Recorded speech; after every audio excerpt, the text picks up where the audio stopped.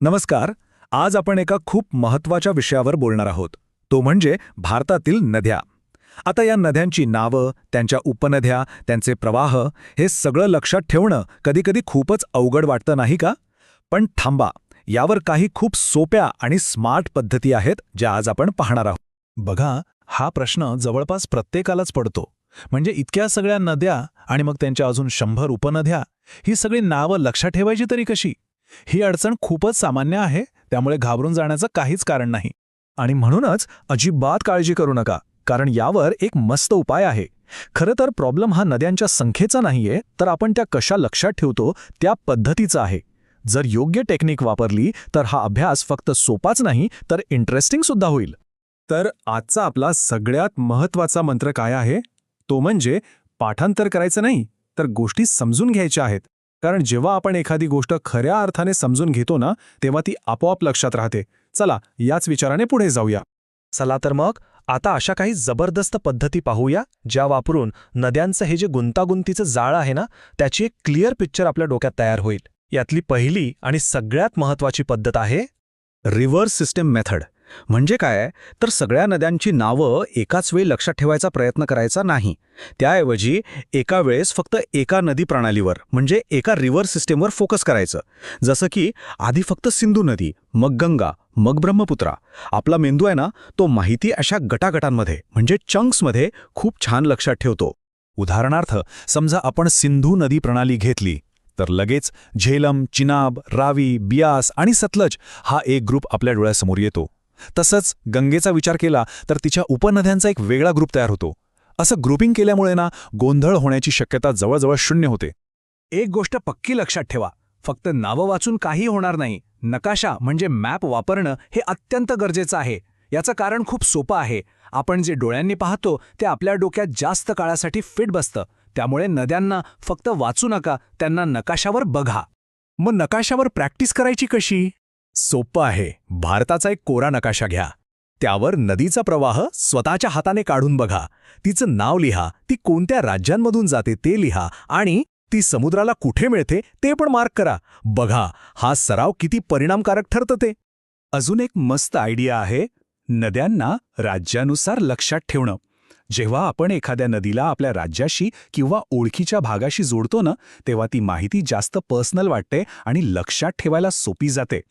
आता बघा, महाराष्ट्र म्हटलं की गोदावरी, कृष्णा, भीमा, तापी या नद्या कशा लगेच आठवतात? चला, आता काही क्रिएटिव्ह पद्धती बघूया, ज्याने आपली स्मरणशक्ती म्हणजे मेमरी पॉवर अजून वाढेल. आपण यांना मेमरी ट्रिक्स म्हणू शकतो. हे बघा, ही आहे मेमोनिक्सची जादू. आता हे एक साधंसं वाक्य आहे. झरा चांगला राजा बिया साठवतो. हे वाक्य सिंधू नदीच्या 5ही उपनद्यांची नावं तीही क्रमाने लक्षात ठेवायला मदत करतं. अशी वाक्य थोडी गमतीशीर वाटतात, पण विश्वास ठेवा, ती प्रचंड प्रभावी असतात. हे वाक्य काम कसं करतं? सोपं आहे. झरा म्हणजे झेलम, चांगला म्हणजे चिनाब, राजा म्हणजे रावी, बिया म्हणजे बियास आणि साठवतो म्हणजे सतलज. तुम्ही सुद्धा अशाच क्रिएटिव्ह आयडिया वापरून अभ्यास इंटरेस्टिंग बनवू शकता. आणि हो, स्वतः तयार केलेल्या ट्रिक्स तर अजूनच छान लक्षात राहतात. नकाशावर प्रॅक्टिस करताना रंगांचा वापर नक्की करा. म्हणजे कसं, तर मुख्य नदीच्या डाव्या बाजूच्या उपनद्या लाल रंगाने आणि उजव्या बाजूच्या निळ्या रंगाने दाखवा. असं केल्याने एक व्हिज्युअल मेमरी तयार होते आणि परीक्षेच्या वेळी हे रंग आपल्याला पटकन आठवतात. आता बघा, कोरडी माहिती लक्षात ठेवणं खूप कंटाळवाणं असू शकतं. त्याऐवजी त्याची एक छोटीशी गोष्ट बनवा. कल्पना करा की गंगा नदी हिमालयातून एका प्रवासाला निघालीये. बाटेत तिला तिची बेस्ट फ्रेंड यमुना भेटते. मग पुढे सोन आणि कोसीसारख्या मैत्रिणी तिला जॉईन होतात आणि मग या सगळ्याजणी मिळून बंगालच्या उपसागराला भेटायला जातात. बघा, अशी गोष्ट बनवली की नावं कशी आपोआप लक्षात राहतात. बरं, या सगळ्या पद्धती वापरून ज्ञान मिळवणं ही झाली पहिली स्टेप. पण ते ज्ञान परीक्षेपर्यंत टिकवून ठेवण्यासाठी सगळ्यात जास्त काय महत्त्वाचं आहे? तर नियमित सराव म्हणजे रेग्युलर प्रॅक्टिस. स्वतःलाच प्रश्न विचारा, म्हणजे फक्त वाचत बसण्यापेक्षा ॲक्टिव्ह रिकॉल करा. म्हणजे काय, तर मेंदूला आठवण्यासाठी थोडं काम लावायचं. जसं की गोदावरी कोणत्या समुद्राला मिळते असा प्रश्न विचारल्यावर मेंदूला उत्तर शोधावं लागतं आणि या प्रक्रियेमुळे ती माहिती अजून पक्की होते. एक छोटासा पण खूपच प्रभावी रिव्हिजन प्लॅन बनवता येईल. रोज फक्त 5 नद्यांची उजळणी करा. आठवड्याच्या शेवटी एक छोटी टेस्ट द्या आणि सगळ्यात महत्त्वाचं, त्या विषयावरचे कमीत कमी 10 MCQ म्हणजे बहुपर्यायी प्रश्न नक्की सोडवा.